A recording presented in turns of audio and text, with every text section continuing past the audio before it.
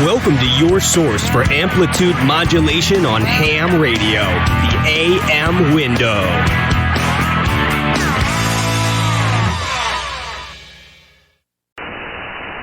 The vertical is actually very... This is the only thing I've ever really run. Well, no, I take that back.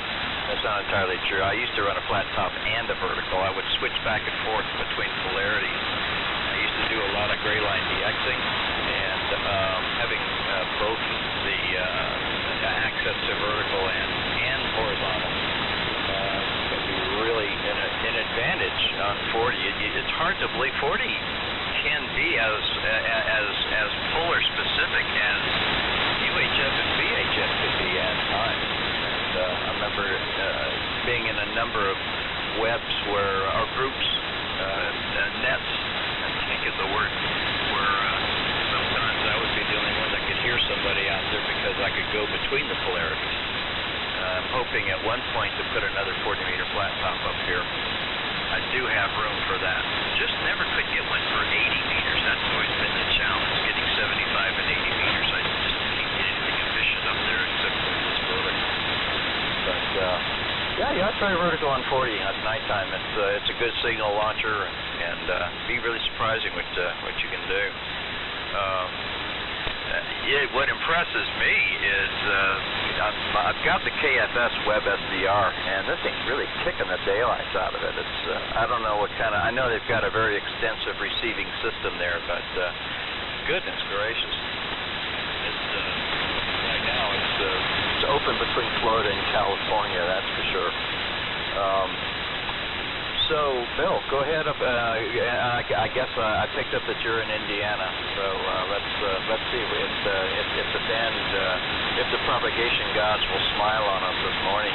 N8, November Bravo Alpha, WD4NKA. Hi, Gary. I heard you turn it back to me, but Sam is really taking out.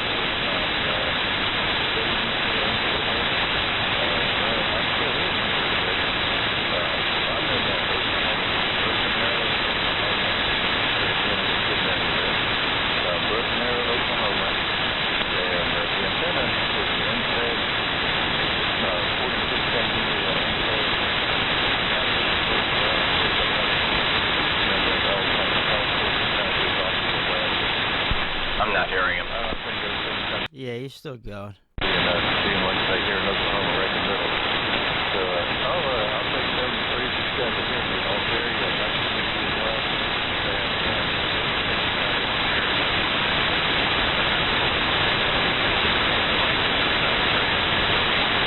All right, good to see you guys. We'll say 73. I hope you hear some of this.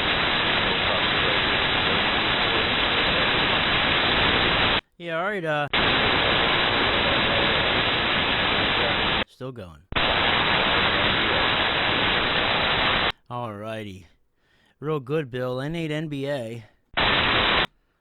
In the group, W3MMR. Well, 7-3, Bill.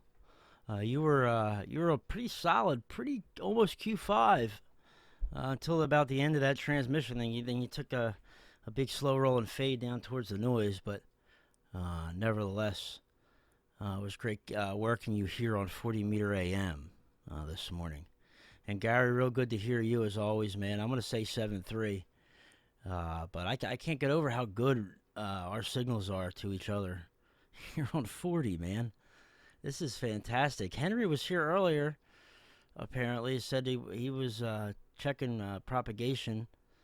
I think he was using Mike's Web SDR, the FEF one, and said there was no propagation, but there's propagation from Florida to Pennsylvania. I'll tell you that. One more state away, because you're doing damn good, Gary, and the 101 sounds fantastic. I got a little recording of you here. Once I render it up, I'll send it to you here later on this morning, and see what you sound like on the Anon. This is through my receiver, so I'm not using a Web SDR or nothing, so you'll be interested to hear it. The 101 sounds great, man. It's always good talking to you, Gary. I always enjoy your posts online. You and I seem to have similar thought paths when it comes to radio. So It's always enjoyable, man, catching up with you. So we'll say 7-3. I'll flip it over to you, Gary. I'll listen out for your final. And then we're going to go tune down first, stop around 7138 or 37 to go listen to my dad and the guys in Australia on sideband. And then we're going to spin on down to 3885 eventually after we get a little bagel in my tummy. Over to you, Gary. 7-3, Bill, if you're still listening. And we'll catch up with you guys a little later on. And happy spring. WD4NKA with N8NBA signed. W3MMR, Philadelphia.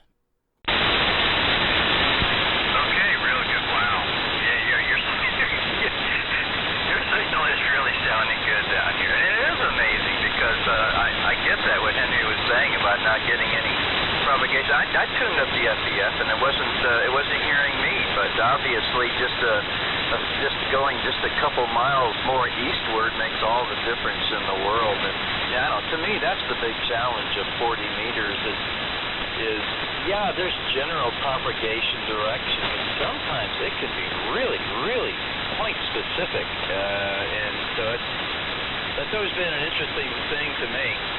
I'm kind of a DXer at heart, but I'm actually more of a weak signal kind of guy. I think it's back when I was it stems back to when I was really little, and I used to like to tune in the AM broadcast band, and it was always those weak signals that were between the loud ones.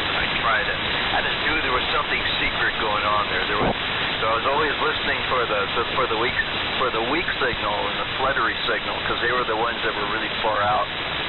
I remember when I was one time in Philadelphia, I was tuning in this weak signal between WCAU and one of the other stations, and it turned out to be KMOX St. Louis, Missouri. That was the first time I ever heard a K call on the East Coast, and that was when GAM radio, desktop radio, there. Back when I was living in Wayne, off Route 30 there, and it's just I don't know, the thrill just always stuck. So I've just been a real sucker for weak signals, if I can understand them at all.